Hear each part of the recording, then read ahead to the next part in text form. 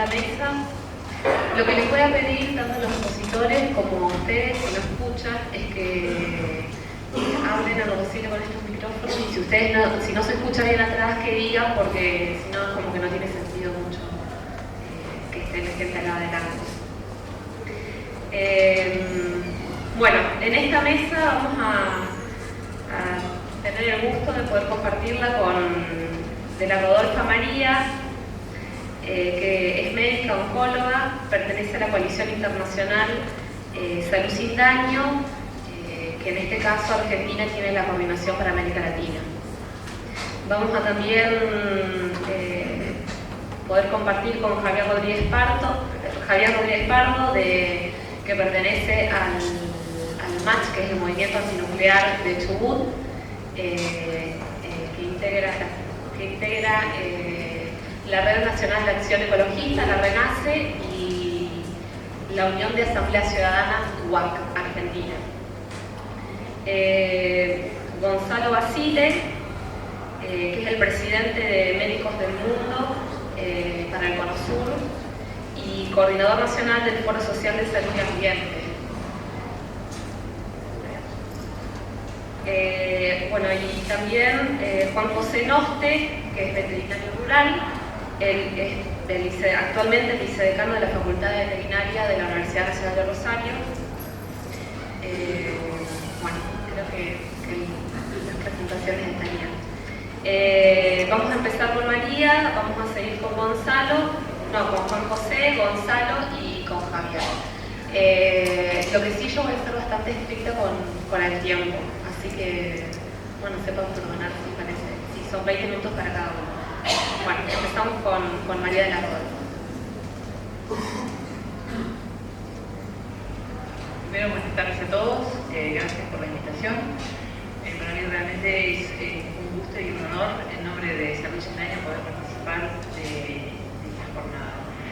La idea un poco que voy a hacer en la presentación es qué pasa cuando nosotros en general nos exponemos a los químicos y cómo tenemos que empezar a pensar o mirarlo desde otro lado.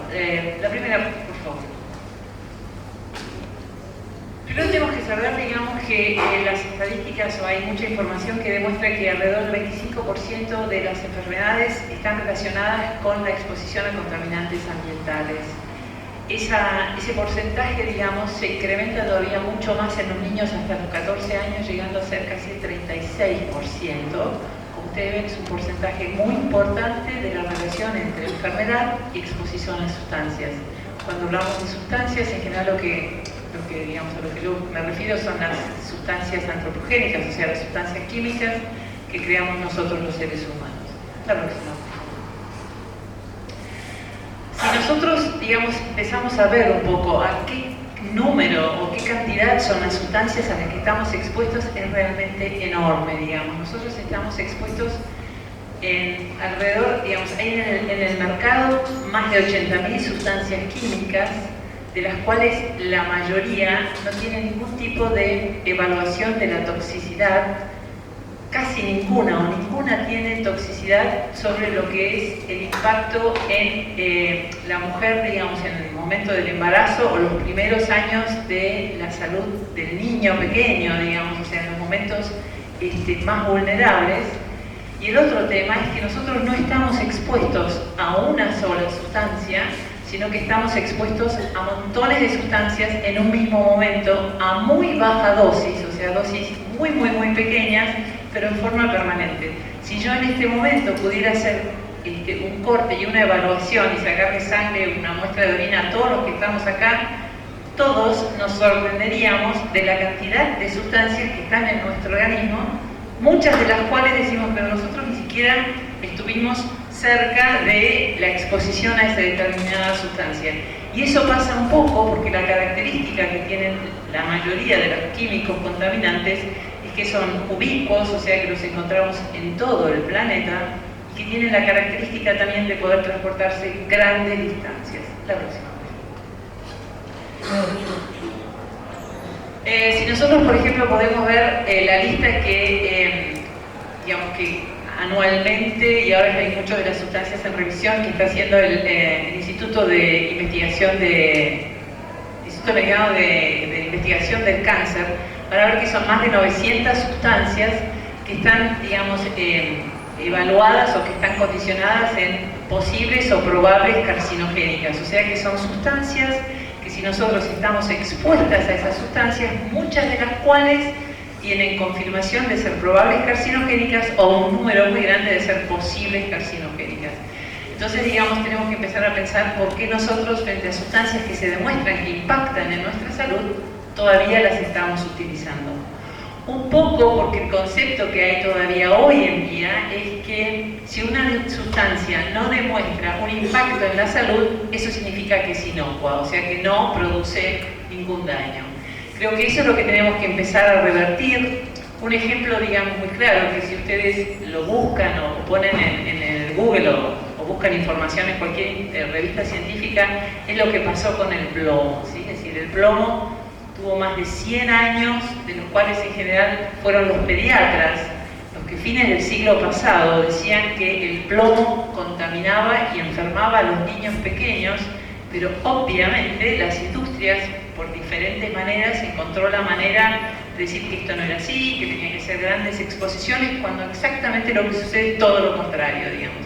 Basta una muy pequeña exposición en una ventana de vulnerabilidad para que nosotros nos enfermemos. Seguramente esa enfermedad, que es la otra cosa que tenemos que empezar a pensar, no va a tener un síntoma, o sea, no lo vamos a poder ver mañana o a la semana. Muchas veces digamos, estuvimos en contacto con una sustancia y esa enfermedad se manifiesta a veces en los primeros años de la adultez, en la adolescencia o a veces en la adultez o en los últimos años, digamos, de nuestra vida, ¿no?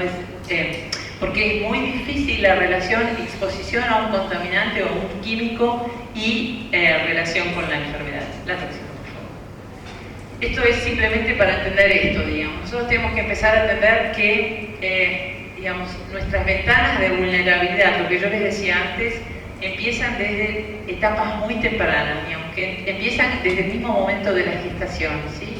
Cuando una mujer está embarazada, las primeras semanas por un lado y los primeros meses por el otro, digamos, son ventanas que el impacto de muchas sustancias tienen después manifestaciones. Algunas se manifiestan en el mismo momento de nacer el niño y otros, como les decía, son manifestados mucho después. De ahí que tenemos que empezar a pensar cómo proteger a la población de esto. Cómo yo tengo que proteger la población de la salud desde el mismo momento de la gestación. O sea, cuando una mujer joven o muy pequeña, digamos, esa mujer crece, se embaraza. Si esa mujer estuvo expuesta a un contaminante, la mayoría de los contaminantes pasan lo que se llama la barrera placentaria, que de barrera no tiene nada, la barrera hematoencefálica, ¿sí? O sea, pasa al cerebro y pasa a la placenta y llega al niño. O sea que nosotros eso hoy lo sabemos, que muchas de las sustancias que las mujeres tenemos en nuestro organismo pasan la barrera e impactan en los niños. El mercurio es un muy buen ejemplo, digamos. Hay muchos porcentajes, hay muchos estudios hechos en países, sobre todo en Estados Unidos, que tienen cada vez más cantidad de trastornos del neurodesarrollo, y uno de los químicos, digamos, sobre los que hay muchos trabajos hechos, es la cantidad o los altos niveles de mercurio que tienen las mujeres, ¿no? O sea, empezar a pensar desde otro lado, ¿no? Es decir, ¿qué puedo hacer yo? No esperar tener una población enferma, sino que esa mujer tiene todo el derecho de no tener ningún contaminante en su sangre, ¿sí? Hay muchos trabajos, hay un trabajo muy interesante de hace 2 años, es una población muy pequeñita, se hizo solamente en sangre de recién nacidos de 10 neonatos en Estados Unidos, pero los chicos llegaron a tener más de 300 diversas sustancias en su organismo, ¿sí? O sea, nosotros tenemos que empezar a pensar que eso no tiene que estar, ¿sí? No tiene ningún justificativo que un chico tenga mercurio, oftalatos o plomo en sangre. La próxima. Esto es un poco lo que yo les decía antes, ¿sí? O sea, las ventanas críticas, las ventanas vulnerables, ¿sí? Empezar a pensar que yo no es que en mi adultez me expuse a algo y me enfermé. Seguramente el impacto que yo tuve a una sustancia o un químico fue durante las ventanas más vulnerables, ¿no? Del momento mismo del lactocito, si yo estuve embarazada, en el momento del embarazo, digamos, lo que yo le puedo transportar o pasar a este feto en desarrollo. Otro de los momentos también críticos y muy importantes y donde los niños son especialmente vulnerables son las edades tempranas, ¿no? Es decir, qué pasa con los chicos muy pequeñitos, de los 2-3 años hasta los 12 años, cuando se exponen a muchas sustancias, ¿no? Y uno muchas veces pone la mirada a veces solamente en sustancias químicas como pueden ser plaguicidas o detergentes, pero a veces hay sustancias que usamos diariamente que también tienen un impacto sobre la salud de nuestros hijos, ¿no? O sea, empezar a pensar realmente qué es lo que usamos para cuando nos bañamos, ponemos perfume o limpiamos nuestra casa o tratamos de no tener ningún tipo de plaga y qué efecto puede llegar a tener eso en forma inmediata y mucho más con más certeza en forma inmediata. Esto es simplemente una diapositiva en cuanto a la cantidad de datos, no lo sé, de algunas enfermedades. Yo tengo acá los datos que acaba de están en la página del Ministerio de Salud del Gobierno de la Gobierno de la Nación en cuanto a en distintas enfermedades. Una es el relevamiento que se hizo de cáncer en la República Argentina, a pesar de que en general las defunciones por cáncer, en la primera causa de muerte se pone paro cardiorrespiratorio no traumático. Entonces hay mucha cantidad de personas que mueren por un tumor, pero obviamente no es que el tumor lo mata, pero el diagnóstico no se pone primero el diagnóstico de la enfermedad, sino primero la causa de muerte. Eso es una de las cosas que se está tratando de revertir, de empezar a trabajar más en tener más información sobre las distintas enfermedades, una de las cuales es el cáncer, que para el año 2008, digamos, hizo un relevamiento y en Argentina hubo más de 100.000 casos nuevos de cáncer en todo el país, ¿sí? Y esto es simplemente aquellas personas, digamos, aquellos médicos que, digamos, llevaron el diagnóstico a un banco de datos. Hay muchísima cantidad de datos, sobre todo en el sector privado, que no se tiene acceso porque no se informan y que se pierden, ¿sí? El otro tema, por ejemplo, es también la cantidad de tumores que hay en los niños pequeños, digamos. Hoy en día son diferentes los sectores que hacen pediatría, que empiezan a ver cómo hay una mayor incidencia de determinados tumores, sobre todo leucemias, algunos tipos de linfomas que se ven en las etapas muy tempranas de la vida y que también tienen un costo muy alto para la salud de esos niños. Primero, porque tienen que pasar por un tratamiento durísimo, y segundo, que todavía un porcentaje muy alto de esos chicos tienen la posibilidad de que en su juventud temprana tenga mayor porcentaje de hacer un segundo tumor. O sea, un niño pequeño que un primer tumor, por ahí entre los 15 y los 20 años vuelve a ser una recaída por el impacto que tuvo la exposición a los químicos que tuvo que recibir para impedir o para mejorar su enfermedad. El otro tema también muy importante es el asma. Si ustedes ven, en el mundo hay más de 300 millones de personas asmáticas, ¿sí? O sea, es enorme. Ustedes piensen que una persona que tiene asma es una persona que tiene severos problemas en su vida diaria cuando está con una crisis asmática, ¿sí? O sea, desde la fatiga, no puede ir a trabajar, los chicos no pueden ir al colegio, la madre, digamos, o el padre tiene que, o la abuela tiene que llevarlo a una guardia, hacerle tratamiento. O sea, ese chico está sufriendo una enfermedad de la cual un porcentaje muy grande se la lleva a la contaminación ambiental.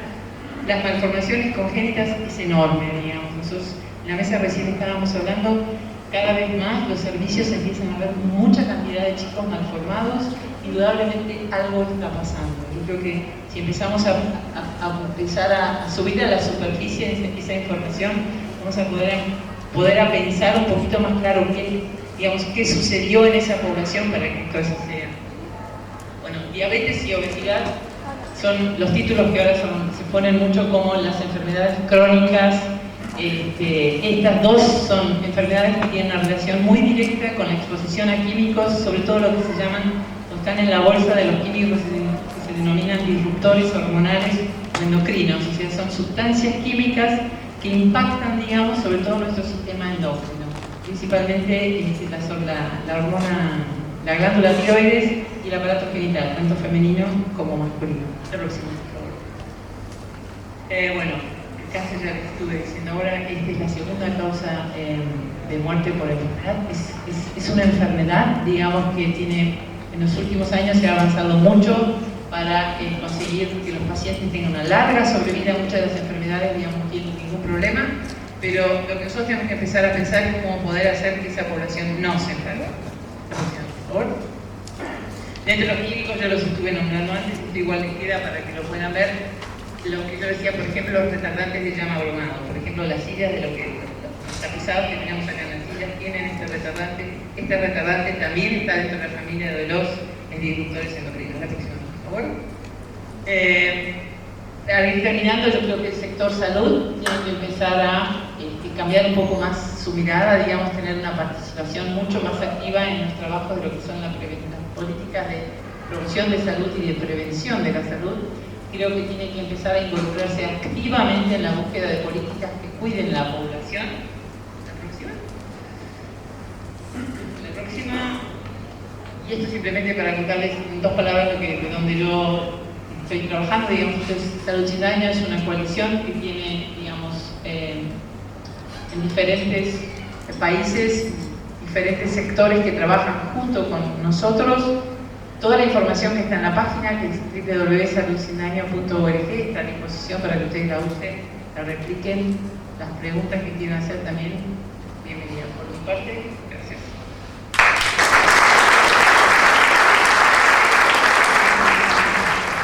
Yo les aconsejo que entren a la página que acaban de entrar María, porque la verdad es que tanto para los movimientos sociales como para también de organizaciones y gente que está trabajando en salud, tienen un montón de campañas en distintos temas que son muy interesantes y que vale la pena poder replicarlos en nuestras universidades. Bueno, seguimos con Juan José Noste. Como les decía, es vicedecano de la Facultad de Veterinaria de acá de la Universidad de Rosario, veterinario rural. Hola, buenas tardes. Agradezco infinitamente a los organizadores por habernos invitado y haber llevado adelante este encuentro, que me parece que es para quienes como yo venimos de hace muchos años debatiendo estos temas, es digamos una reunión de alto impacto y simbolismo, porque estos temas los hablábamos casi entre cuatro. Dije que era médico veterinario porque primero me recibí de veterinario. Las circunstancias hicieron que me tocaran vivir varias universidades, siempre en la de Rosario, pero con diferentes paradigmas. Casi tengo 40 años de profesión y trabajé en lo que hoy se llama el área núcleo. El área núcleo es el espacio que va del río Arrecifes al río Carcarañá, que tiene la particularidad de tener alrededor de 3 millones de hectáreas y fue el área en donde se hizo el mayor proceso de inmigración de arrendamientos a comienzos del siglo XX. Y esa área, ese espacio rural, fue el espacio deseado y cooptado en estos últimos años. Soy profesor de la Universidad de Rosario, también soy profesor de la Universidad de La Rioja, he trabajado muchos años también en la República Oriental de Uruguay y he trabajado en lo que se llaman los llanos riojanos. La Pampa se llama como Pampa, así, tal cual y no llano, porque es una llanura sin árboles. En cambio, los llanos riojanos se llaman llanos porque tienen árboles. O sea que la vegetación de la zona nuestra, de 3 millones de hectáreas, era el pasto, el pastizal. Y dije al mismo tiempo, para situar el lugar en donde me tocó trabajar, cuando me convidaron a participar aquí, dije, hablo sobre el modelo agrario o hablo sobre universidad. Y la verdad que me parece más importante hablar de universidad, es decir, hablar de educación. Porque aún hoy la universidad está instalada en el espacio del demos social como en el lugar del saber. Y cuando opina la universidad, casi opina en términos de verdad. Por tanto, el espacio de la universidad es un espacio en disputa. No un espacio de disputa mínimo, sino máximo. O sea que no es casualidad que en el año 76 la universidad fue tan cooptada y se continuó en los últimos años de la década del 90. La década del 70 y parte del 80, mi zona, yo vivo en la ciudad de Casilda, nos sorprendió los primeros cuadros de leucemia, que nos pareció muy simbólico, porque le pasaba a muchachos y chicas de 15 años, amigos, conocidos, y que se morían. Y la gente vivía en el campo. Lentamente comenzó a migrar a la ciudad. Y el campo quedó sin ruralidad. Fue ese el inicio del cambio de la ruralidad. La ruralidad significa el hombre del campo. Lo otro es producción. La ruralidad es productividad, donde tiene que estar el sujeto social del campo. Si no es negocio. El paradigma nuestro, cuando estudiábamos en veterinaria, alrededor del 73, era, como veterinario, no era la aplicación de una técnica y curar animales solamente. Todos los que ingresamos a la veterinaria decimos, porque queremos los animales y queremos curarlos, nos metemos en la veterinaria. La veterinaria es una ciencia social prácticamente, porque el destinatario final no es el animal, es el hombre. El hombre como destinatario final del alimento, de un alimento sano, perdurable y no tóxico, o no contaminante, que no mate al hombre. Hasta el tratamiento de un perro es un componente psicológico o social del sujeto hombre. ¿Por qué? Porque se siente feliz teniendo un perro. O sea que siempre el destinatario final, que es la gran confusión, sigue siendo el hombre en la medicina veterinaria, no es el animal. Por tanto, nuestro concepto principal era producir un alimento sano para una sociedad que pueda comer y pueda participar como sujeto social en mayor distribución del alimento.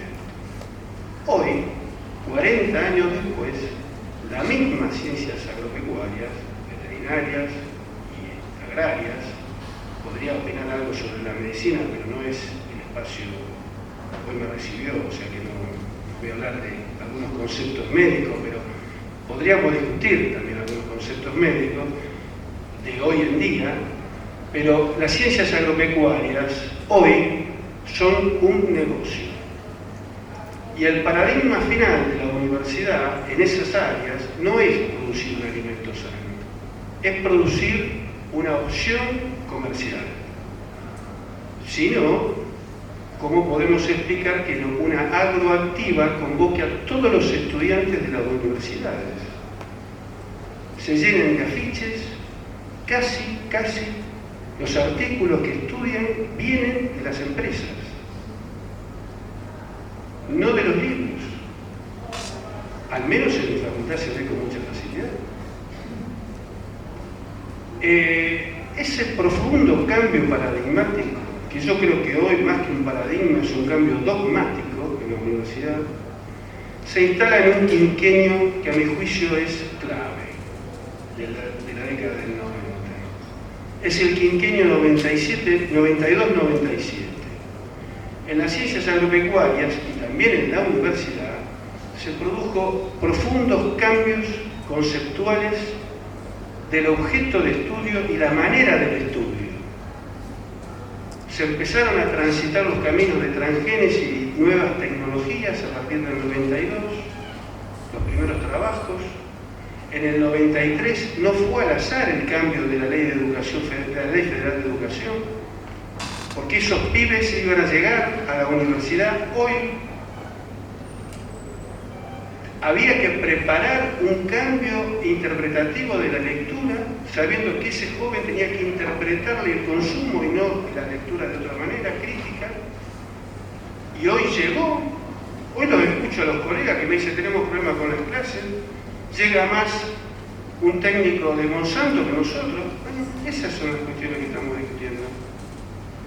En el año 94, el INTA, de la mano de su presidente, el ingeniero agrónomo Huergo, asesor de Monsanto y de todas las que se pueden conocer, y también el responsable del área de campo que tiene Clarín, decidió privatizar o entregar a las empresas el germoplasma del INTA. Yo trabajé en el INTA un tiempo. Nunca me gustó el INTA porque siempre estructuralmente es un lugar está mal elaborado. No en vano nace en la década del 50, pero en el año 55. Si uno pone en paralelo el INTA y el INTI, van a ver que no son iguales. Se parecen, porque son institutos, pero no son iguales. Y eso viene desde su constitución. El INTA se construyó sobre la base del FARMA, para terminar estando al lado de las grandes empresas. Eso es otro tema. Podemos discutirlo más adelante. Pero en el 94, el INTA tiene que entregar el germoplasma. El germoplasma es un componente de libertad, de independencia del país. Tuvo que entregar el germoplasma vegetal y el germoplasma animal. El INTA de Pergamino tenía 3 líneas genéticas propias en porcinos, por ejemplo. Teníamos líneas de adaptación por décadas en producción porcina, en las zonas núcleos de producción porcina, en lechería, en carne. Todo eso se transformó en lo que hoy estamos produciendo los veterinarios y los ingenieros agrónomos, que es cero de diversidad. La diversidad más grande que hay en el campo es lo que está debajo del alambrado, si queda el alambrado. Eso aconteció en el año 94. En el año 95, en esta facultad,